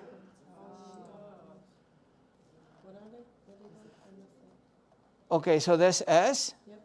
This is a good one. P. I guess they call it a dumbbell. D. And F. They just get really wacko, and then it's 7 of them. 1, 2, 3, 4, 5, 6, 7. 2 per one, 2 per orbital, 14 total. Yeah, so let's go back to the homework. Oops. Where is The it? next question asks about shape. Okay, let's take a look. Oh, yeah. Okay. I'm sorry. I don't emphasize it so much, but describe the shape of the following orbital. So P, I would say two-lobed. I mean, it's as best as I can do. It's okay. It doesn't. So far, mine didn't go into D or F. It only asked about S and P. Okay, good. I didn't know P. about anybody else. Okay. Are any of your questions including D or F? No? Yeah. So I tend to emphasize the fact that when we get to level D, we don't really understand much what's going on. So we'll stay with S and P. S, spherical, P, two-lobed. Okay, next one.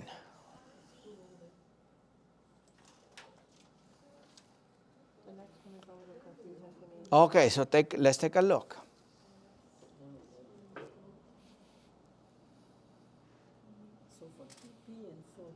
Okay. So, remember this diagram that we looked up.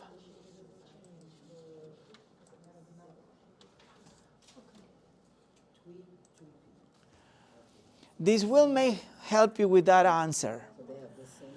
The first floor has only S's. So only one S exists. There's no one P. It doesn't exist. The second floor, two S and two P. Okay? 2D does not exist, right? The third floor, 3S, 3P, 3D. In other words, 3F does not exist.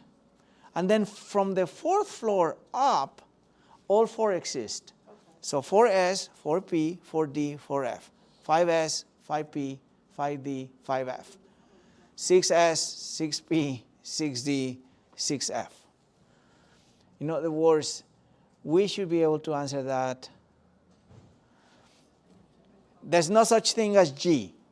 It's only S, P, D, and F. There's only four. So 3F doesn't exist because the third floor has only S, P, and D. 6D does exist. 3S does exist. So 4G and what was it? 3F don't exist. If you have a slightly different one, please give it a try. And if you get it wrong, let me know. You have a different one, Amanda? Well, yeah, all the numbers, of course, are different. Okay. But, I don't even understand the question, I'll be honest with you. okay, so What are possible answers and what are not possible? So like 4G isn't possible because there's no G. Okay, So that's why it's not checked off because it's not possible. okay. And then 3F isn't possible because on the third floor there's no F, not until the fourth floor. Okay, I think I get it now. I was confused on what it was asking. Yeah, I didn't understand what it was asking, the way it was worded. Yeah, that's what I struggle sometimes with not answering it, but what is the question mean? I know, the way they put it Yeah. sometimes, I have to read it twice. Sometimes I miss this part, the blue part. I'm like, where's the question? yeah, it's not very clear that it's there, but that's where the question is. So yeah, I mean, what Rachel just shared with you is exactly right. These exist, that exists, that exists, that exists. 2P does not exist. Right. 2D does not exist. 3F does not exist. Okay, And then from the fourth level on, all four exist. okay, that makes sense Now now. the G does not exist because it doesn't exist, period.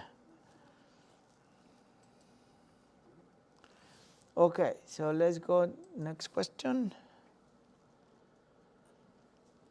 Okay, so this one may require for you to be able to use the tool here.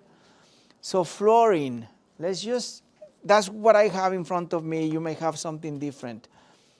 They want it in the abbreviated form, in the shorthand form. So remember, you're going to go to the noble gas that is in front of the row, right? Sorry, the previous one. I keep screwing that up. I'm sorry. So helium. So it's going to have to be helium for, in my case, parentheses, I'm going to use a bracket. And then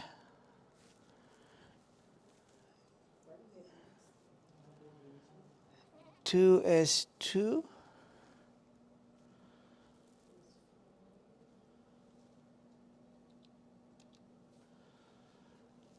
What happens if I don't put the superscript? Oh, I see. They want the caret. Yeah. So they want they want this guy. So we're gonna put 2S, and then is the symbol on top of the number 6? Sorry? Okay. In my case, it's fluorine, yes. No, for the shorthand, you have to use the helium. We're writing it in shorthand. Yeah, I think it says here abbreviated, not the complete. Right, so fluorine is identical to helium plus something more. That's what we're trying to say. But I'm not, I'm not absolutely 100% sure of that until I submit it. Okay, so that should be 7 more, right? 2 P. Sorry, not like that. 2 P 5. Don't you need another 2? Let me see. 2S2. exponent. Oh, yes. And they don't want spaces. God, that looks weird. Oh, man. Yeah, but that's what they want. So, I know. Absolutely. I totally agree. So here we're saying that fluorine is going to look just like helium plus 7 more electrons. So 2s2, and then I had to put this next fluor attached to these 2p raised to the 5th. I'm going to submit that and see if that is correct. It's sort of like it, yeah. Okay, so the others, you have sodium. We actually did copper here. Beryllium. You guys are getting different questions, right? Yeah, different Yeah. elements, yeah. So give them a try. I mean, I think you have the tools to answer them correctly. Now that we know how we had to enter them. So this little symbol is the symbol on top of the number 6 on my keyboard. I don't know if it's the same for you guys. Yes. Now I see the question, yeah. Increasing and decreasing orbitals,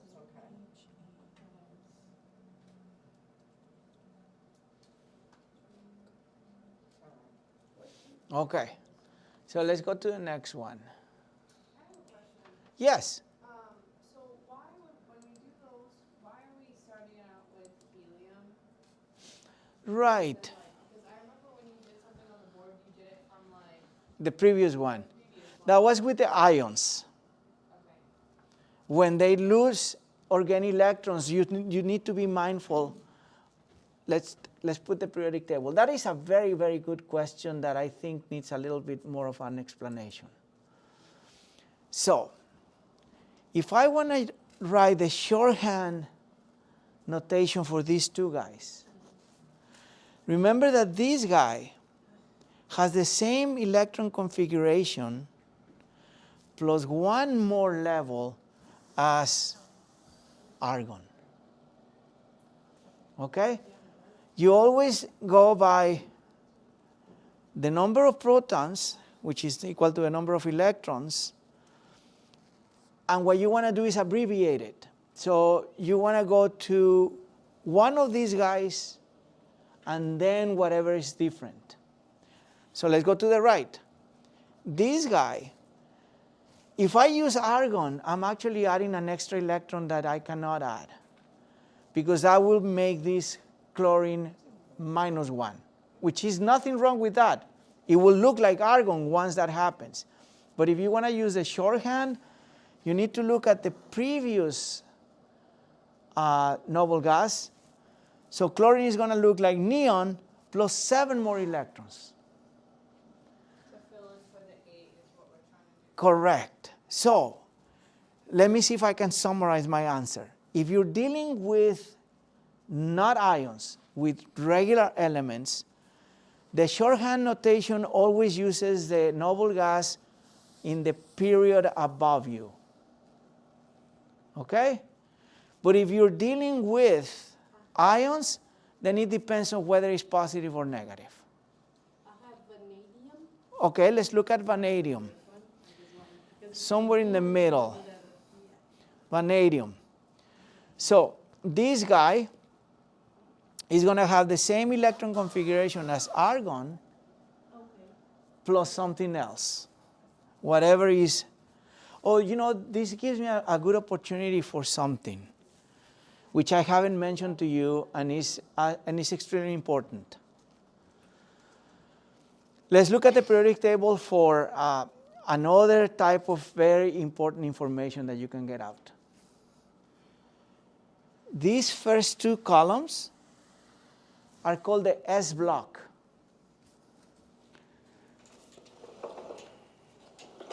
I think I'm going to use these to show you.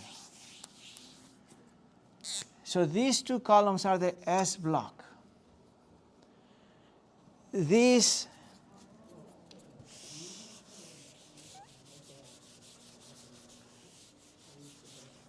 from here to here, they're called the P block. This block right here. These guys in the middle are called the D block. And the stuff that we never talk about, which is 2 rows at the bottom, they're not even shown here very clearly. These 2 guys right here, those are the F block. Yes. What does that mean? It means the following, that the highest level is going to have S electrons, the highest level is going to have P electrons for elements in here, and the highest level is going to have D electrons for elements in there. In other words, it's going to end with D as the last one with electrons. And more. And that's because S only has 2 electrons and Correct. these have 6. 1, 2. 1, 2, 3, 4, 5, 6. Exactly. And we said D was 10, right? 5 Ds for a total of 10. 1, 2, 3, 4, 5, 6, 7, 8, 9, 10. So if we were looking to like summarize silver, we would look at krypton. So silver, we would look at krypton, yes. And then write whatever is left. According, of course, to still these rules. You still want to follow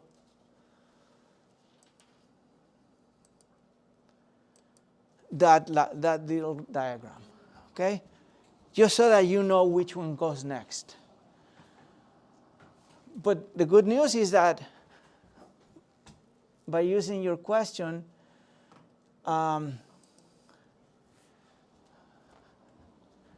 you pick silver, 47 electrons, krypton 36. You got to make sure that you're only going to be giving home to 11 electrons. That minus this number of electrons is what you want to find a home to. Okay? So most likely you're going to have some S and some Ds.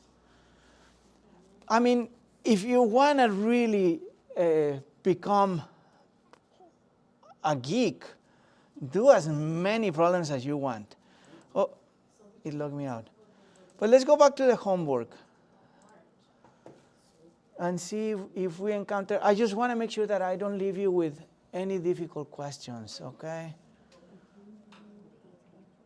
Oh, well, there you have it. So that's silver precisely. So let me write it here.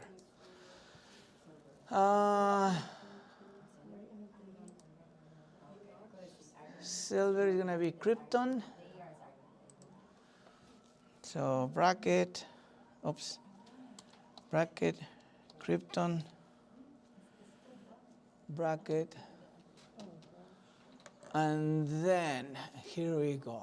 I don't think it's very much shorthand unless you know the stuff. Right. I have to do the thing for the one before to even figure it out. Yeah, so, I mean, maybe if you're doing a lot of them, let me count here, 2, 4, 10, 12, I guess it makes 16, It makes it shorter. 18, Yeah, it's not easier. it's not, because you, 18, for me, 28. I'm having to Do it figure out first. what the one for the other one is first, and then try to fill it out. Yeah. So, well, let's see if I can walk you through this a little bit in a more rationalized way. If we're trying to do silver shorthand, we know that it's going to look like krypton plus something else. Now, 36 electrons are already going to be embedded into krypton. So if we write bracket krypton, we have 36 of the 47 accounted for. Now, where are those 36? Well, let's find out, because I have to know where to start. You're absolutely right, Rachel. So if I go to this little cheat sheet right here, let me count. These were 36, right? So let me count 36. And then I start with the next one. So 2, 4, plus 6, 10, plus 2, 12, plus 6, 18. Correct me if I'm wrong. Plus 2, 20, plus 10, 30, plus 6, 36. So right here is krypton. Now I write 5s2. I'm right here. 4d. Do I need all 10? What was it? 36 plus 2, 38. I'm going to 47, so I only need 9. Right? 9 plus 2, 11, plus 36, 47. And that's silver. And let me go back to silver. Silver is 47. Krypton is 36, so I need 11 electrons in my drawing. I have 2 plus 9, 11. So that's what I'm going to enter, and I'm following this diagram to help me. Okay, so the off-bow principle, that's what it's called, right? Correct. That diagram, Yes. so that'll help with number. Yes, and if you actually search for order of electron filling and then look at images, check this out. All of those people have the different diagrams. Use whatever you like best, but all of them show the same. Yes, order of electron filling, because that's what we want to make sure that. Can we go to 12? I believe Yeah. it's the same question, but it's asking us with the opposite information. Yeah, let me just answer. I'm curious, because there's some exceptions, by the way, to the off-bow principle. So I wanna make sure that that's not one. If you get one exception and you're not given credit, just let me know and I'll give you credit. 5s2, 49. 5s, and then that's where we use these, right? 2, 4, D, D, with a caret 9. Oh, God. Incorrect. Okay. 5s2, 49. Yeah. And it is krypton, right? Let's see. What are you doing it for silver? Silver, 36. So let's take a look at request answer. I don't want to be.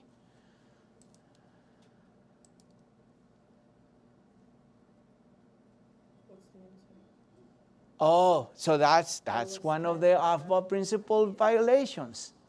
You see what happened? Instead of putting 5s2, you put one electron there, and then one electron each on the 5 of D. How would we know that? You don't. This is this. Okay, there are, I think, a grand total of 5 configurations, including silver, that break all the rules. Okay, And there's no way of knowing. There is no way of knowing. so we answer it, and if it says wrong. If it says wrong, I'll give you the point. Okay. Absolutely. There's no way of knowing, and that is unfortunately, part of the wackiness. Okay. Oh my God, we're almost out of time. We're done. Okay, what was the problem, Rachel, that you said I think you it was wanted to? 12. Okay, let's take a look. I believe it's this. It's asking us for the element, but it's giving us the opposite information. Okay. Okay, has 4 electrons in the 3p sublevel. Let's see if we can answer that with the periodic table. So we're gonna go with this. 3, okay, level 3. P block, 4 electrons. 1, 2, 3, 4. The answer should be sulfur. It should be that easy. That's the beauty of this darn thing. It should be that easy. Oh, it is. Okay, so let's take a look at part B. It's worth your time. Has 3 4p electrons. 3 4p electrons. 4. 1, 2, 3. It should be arsenic.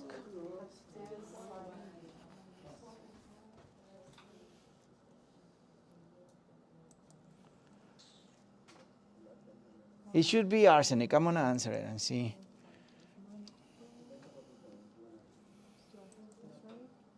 You got it right. Yeah, so that's how you do it. Can you say that again? For number 12, I have 5 electrons, 3p. okay, let's put it here. 5 electrons in 3p. So we're going to go to 3. P is this is the p block. 5 electrons. 1, 2, 3, 4, chlorine. Period is the number on the left. Yes, that's the floor level. Okay? It did? So which one it is? Chlorine? Which one you have? Say, Electron and 3p. yes, chlorine. So 3p, 3. P block, 1, 2, 3, 4, 5 electrons. So you just write chlorine? Yes, that's the answer. Cl.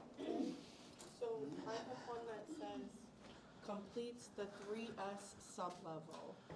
Complete the 3s. Sublevel. What question is that? It's under the same one, but mine is part C. Completes. Yours says 4s sublevel. Oh, okay, so it means it has no more room for s electrons. So that would be, Would that be the last one then? right. So you go, for the 4s, you go to 4, and the one that completes it will be this one, 1, 2. Has to be calcium. If it's 3, completes the S level, has to be magnesium. If it's 3, complete P level, it has to be argon. Okay? What about the 5s sublevel? 5s, and he completes it? Is that what it says? Completes? Say that again. Complete It said the complete the 5S sublevel. 5s, it would be Sr, strontium, because that has 2 electrons. Which one is the 4? 4s, complete calcium. 1, 2. So S gets completed with 2, P gets completed with 6, D gets completed with 10. Repeat the question. Has? Has 3 5p electrons. Okay. 3p, 5 chlorine. Yes. What about three for P electron? Which one? For P electron. 3 4p electrons. 4 P 1 2 3 arsenic. Okay? Practice and see if you get it. Remember, you can always take a second attempt to the homework for you guys to re-emphasize what you are learning. Okay. Well, wow, yeah, it was crazy. But thank you, you guys. It was a nasty day to come. I didn't like my driving. You're very welcome. Thank you.